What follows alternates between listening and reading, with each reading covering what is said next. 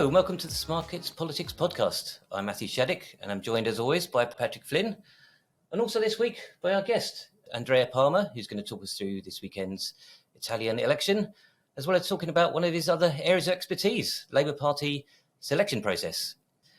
But before we get into that though, let's have a quick look at the UK political scene. Obviously, politics basically shut down for about 10 days following the Queen's death. But it sounds as if we're going to get a raft of announcements, as well as this mini-budget on Friday from the Chancellor. Patrick, has anything changed much in the last couple of weeks? Any betting reaction to how things are turning out for Truss? Not really. There's not much evidence of a kind of Truss honeymoon so far. The Tories have gained a couple of points in a few polls, but I think I mentioned this last week that those changes were mostly off the back of 2019 Tory voters that were undecided coming back into the Tory fold. But from a market perspective, the markets haven't really been particularly impressed by Truss, it has to be said. So Labour are now odds-on favourites to win the most seats at the next election at 54%. Whether that's because we tipped them last week, I'm not sure. But I did actually have a look back, and the last time Labour were odds-on favourites in a market like this, based on what the market is looking like now, I thought would have been a long time ago, but it was actually February 2018. So I thought that was quite interesting because at the time Labour were only ahead in the polls by about 1 percentage point. And right now Labour's leads, depending on who you look at, range from somewhere from 4 points to 12 points. So they're comfortably ahead, and yet their chance of winning the most seats at the next election is pretty much where it was then. So I think there's an interesting kind of disparity there. Yeah, actually, we've got the first electoral test coming up for Liz Truss, because good news for election fans. We've got a by-election coming up, it looks like, in West Lancashire. Pretty safe Labour seat by the sound of it. What are the early odds saying about that? Yeah, so as you said, the market is making it a very, very safe Labour seat. Labour are currently rated a 94% chance on our market. Personally, I'd probably make it a little bit higher, like 96, 97. The national picture looks poor for the Tories, and there aren't really any unique dynamics in this constituency that would maybe swing things to the Tories. In fact, I think the opposite might be true. So a few years back in this constituency, a fracking company withdrew its application to start fracking in the constituency after backlash from local residents. Now, just giving some context, Liz Truss is now set to lift the ban on fracking. I saw Jacob Rees-Mogg on Newsnight last night saying that the tremor level was too low or something. Yeah, don't worry about the earthquakes, that's all fine. So you could see potentially the Tories punished here, maybe in a similar way that Labour kind of got punished in Copeland in the 2017 by-election around the topic of nuclear power. I think one interesting dynamic here is how the Greens do. So, I mean, realistically, there's no prospect of them winning, but we have seen a pattern in local government recently where the Greens have been taking seats from the Tories as well as Labour. And since the local elections, the Greens have gained 5 seats in local government, and all of those have come from Conservatives. So perhaps we could see some disaffected anti-fracking Tory voters maybe lending their votes to the Greens in this by-election. It might be that the most interesting betting market around this is going to be who's going to come third or something like that, because it doesn't seem very plausible that Labour are going to lose this seat, but we'll soon see. Let's move on to Italy. We've got a general election this weekend, and we have a special guest, Andrea Parma, who I've known for a while through his contributions on politicalbetting.com and Vote UK. Andrea, why don't you just introduce yourself? Tell us about what you do. You're working in academia, I believe.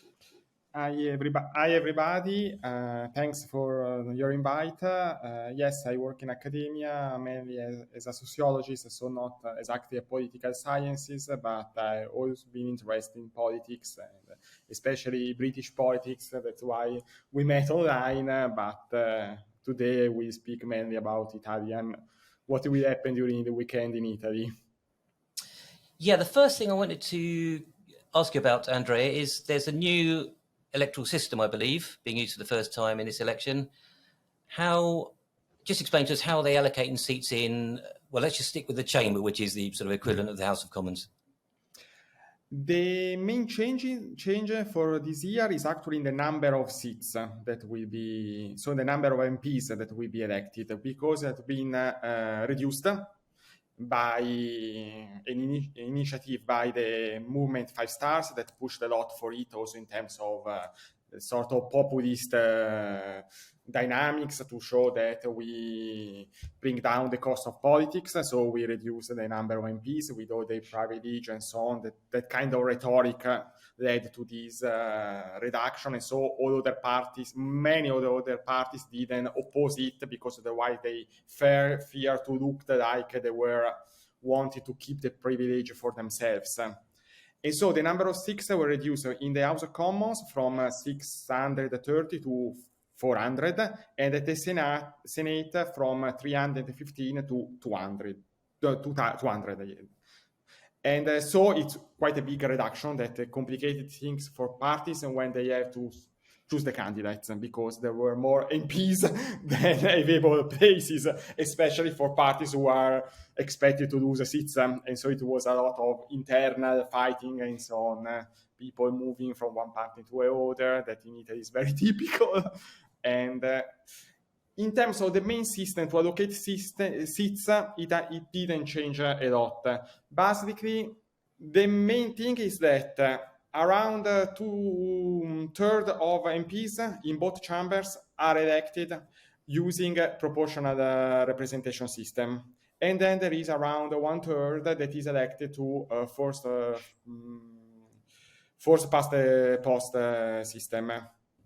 So, I mean, it's interesting because if you look at the polls, it's pretty close between the Brothers of Italy, the Fratelli d'Italia, who are the main right-wing party these days, and the Social Democrats. But the betting says there's about a 95% chance that the Fratelli d'Italia will actually end up as the largest party. And that's something to do with the way the right have a slightly better cooperative system for the constituency seats, right? Yeah, it's a mix between the electoral system and the fact that some parties can group in coalitions. So Fratelli d'Italia is running in a coalition with Forza Italia, which is Berlusconi party, and Lega Nord, Northern League. So and then a small list of centrist views. Basically, those four parties are running together. It means that in the first past the post constituencies, they are supporting just one candidate. On the other side, the Democratic Party is running in a coalition with the Green Left and other smaller parties. But so overall, in terms of coalition, the Fratelli d'Italia plus Forza Italia plus Lega is polling between 15 to 20% more than PD and its allies. So for the 1/3 of MPs elected in the first past the post constituencies, they are heavily favored to elect someone from the center-right coalition, because they have a big lead in terms of coalition, as the Fratelli d'Italia allies have a higher share than Democratic Party allies.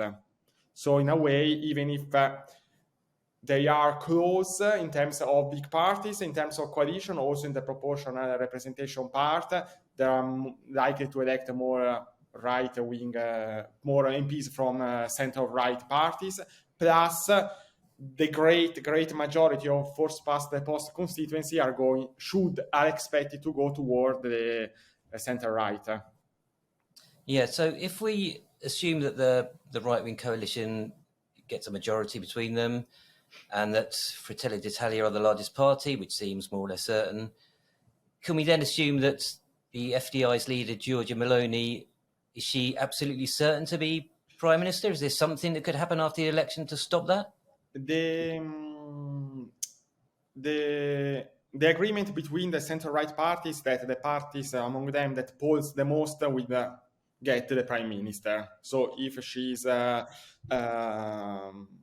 if Fratelli d'Italia is the top party among the center-right coalition, which is very likely because in the polls they are polling much more than Lega, Northern League, which is in the polls is around 25% for Fratelli d'Italia, 12% for Northern League, and like 7% for Forza Italia. So there shouldn't be. I mean, polls in Italy have traditionally been quite bad, polling in Italy, but let's say the lead is quite huge in terms of leader compared to her allies. So in this way, yes, she will be.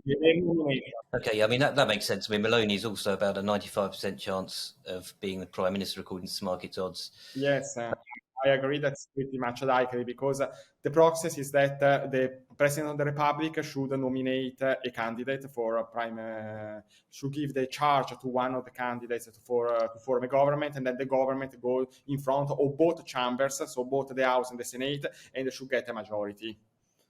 So it's fair to say that more or less everyone in Italy thinks this election is pretty much a done deal. We're going to get Meloni as Prime Minister ahead of a right-wing coalition. We haven't seen any poll in the last 2 weeks, because our law don't allow to publish polls in the 2 weeks before in the run-up of the election, because otherwise we are supposed to be influenced by the polling, and so we should be kept obscure about the new polling. Yeah, there were a few legislators in the UK who floated that idea a few years ago that we should ban polls before elections, but that never came to anything. Just one last question on this, Andrea. Although quite a lot of the Italian right are fairly Eurosceptic, am I right in saying that there's really no prospect of this government introducing anything towards leaving the EU or anything like that?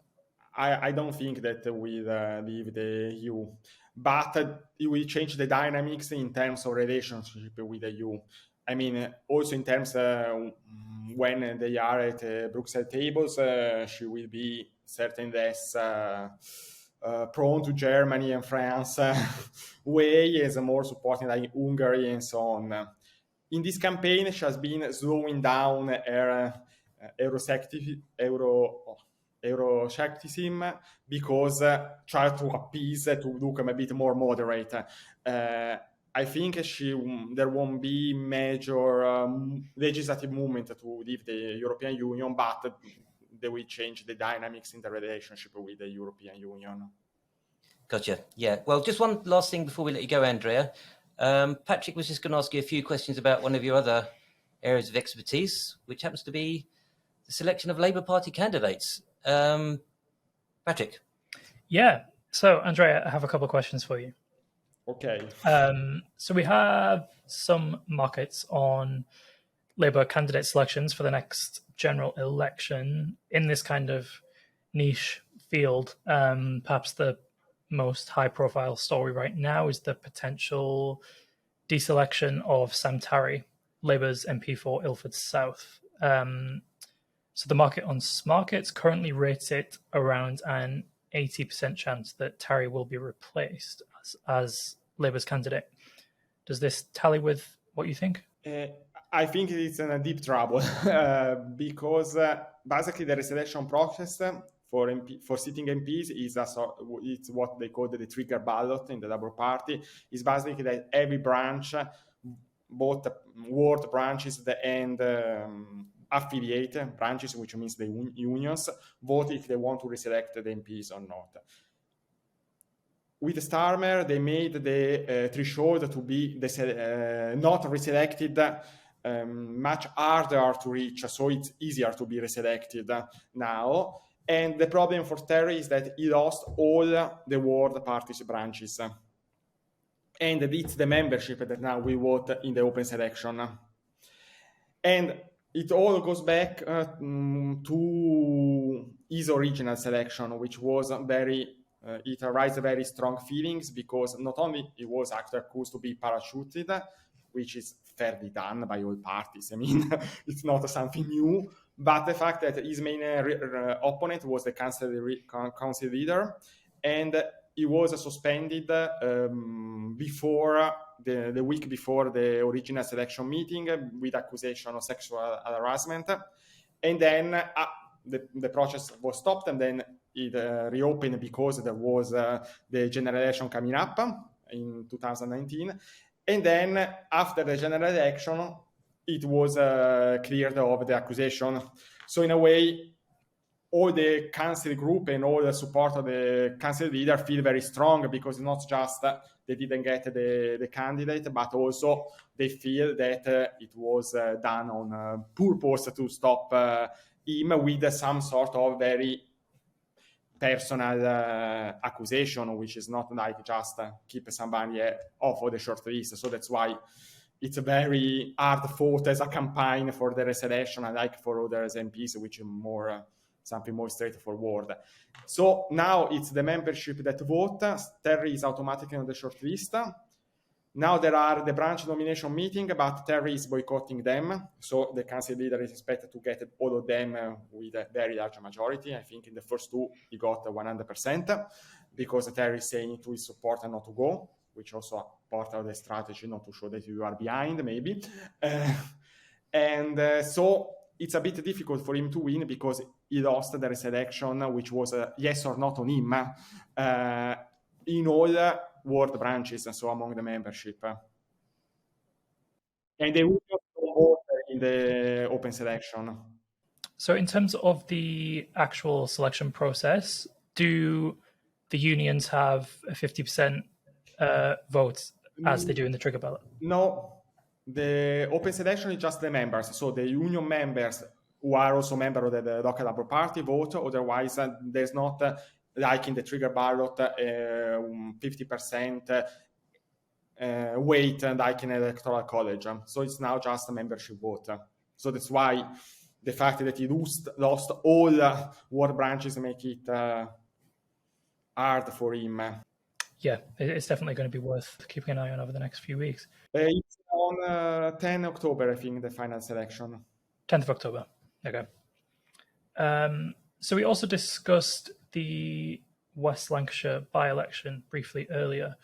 Is there anything you could tell us about the kind of candidate Labour might select there? From what I've seen, it's not a massively active constituency, Labour Party. They didn't make nominations in Labour's NEC elections in 2022 or 2020, and they were actually one of a small group to nominate Emily Thornberry for the leadership in 2020. So, from what you've seen, is this CLP a bit of a wild card?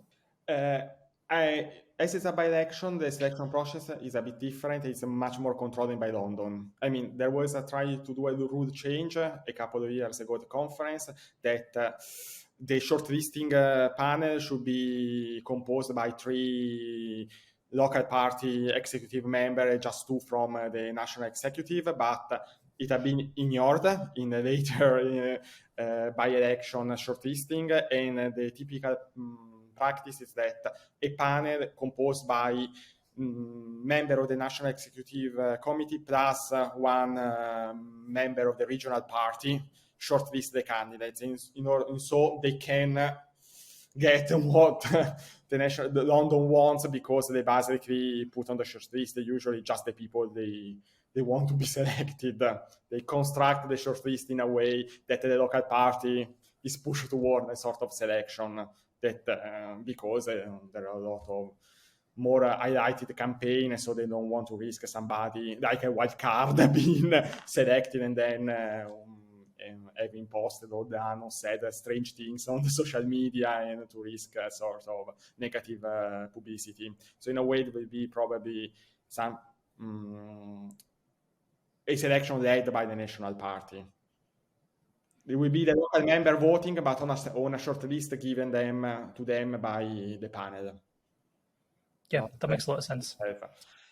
So it's a bit up what the National Party thinks. Either they think it's so safe, even with a Truss potential honeymoon, they can try to parachute someone from outside the area, or if they don't want to risk, go for some safe local choice. But the council leader, I think, has said that she won't apply to the selection. So, but there are some couple of councillors that wanted to do it. But it depends on what the National Party has in mind. Because, for instance, in Wakefield, all the local councillors who applied were not shortlisted by the National Party. Yeah, that's really interesting. Thank you, Andrea. Is there anything you wanted to add, Matthew? No, that's great, Andrea. Thanks so much for joining us, and hopefully we'll have you on again sometime in the future. I hope it has been clear. No, it's perfect. Thanks so much. Thank you. Bye. So just before we go, let's talk about Donald Trump. Story broke yesterday that the Attorney General in New York has filed some charges against Trump. Now, I don't know anything very much about the American legal system, so my first reaction in these situations is check the betting market, see how significant this is. What's been happening, Patrick? Yeah, as you say, I think we should leave the technical questions to the experts. But yeah, the Attorney General in New York has filed a civil lawsuit against Donald Trump and will be making a criminal referral to the US Department of Justice. In terms of what the markets are saying, Trump has drifted slightly, but he's still trading around a 20% chance of being elected president in 2024. So he's gone from 21 to 19, so it's not much of a jump. But he's still the current market favorite. I think what we have to remember is that even if the kind of legal rope tightens around Trump, and even if he is indicted or even convicted of a crime, he still wouldn't be disqualified from running for president, as I understand it. I think in terms of Trump's supporters, I think he said it best himself that he could shoot someone and wouldn't lose any support from them. I can't see it making any difference to his kind of core base of support at this stage. I think the bigger question is perhaps what these potential legal troubles do to Republican donors or media outlets. I think over the last few months, there was some suggestion that Fox News, which is owned by Rupert Murdoch, was cooling on Trump a bit and giving some more coverage to Ron DeSantis, Trump's kind of main opponent, if the betting markets are to be believed. But I think some of that has changed again since the raid on Mar-a-Lago by the FBI. But I think, yeah, those factors on donors and the media maybe have some more influence on his chances of winning the Republican nomination. Yes, getting pretty tight at the top of the betting there. The top three, Trump, DeSantis, and now Biden's chances have improved in the last 3 weeks. So getting very close between the three of them at the top of the market. Yeah. Okay, so thanks for watching this week. If you enjoyed the podcast and you want to hear some more from us, you can keep up to date on Twitter. Our account, Smarkets Poll, all the breaking news and new markets. Or subscribe to our YouTube channel, which I'm sure some of you are watching right now. And if you've got any questions for us next week, where our special guest will be Kieran Pedley from Ipsos Mori, just DM us on Twitter, comment on YouTube, or you can email us, politics@smarkets.com. See you next week.